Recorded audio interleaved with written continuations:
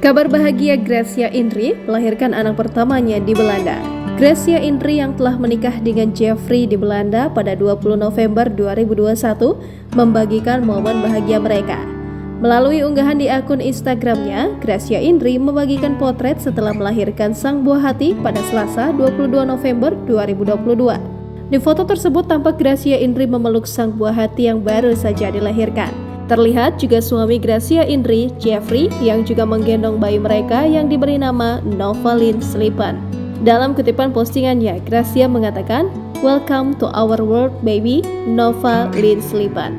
Kabar kelahiran putri pertama Gracia Indri dan Jeffrey itu mendapat sambutan hangat dari warganet hingga rekan sesama artis.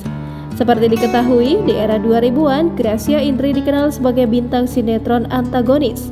Wajah Gracia Indri sudah menghiasi layar kaca sejak usianya menginjak 10 tahun. Ia juga sukses membintangi sejumlah sinetron, yaitu Janjimu Seperti Fajar, Perisok Gaul, Bidadari, dan lain-lain.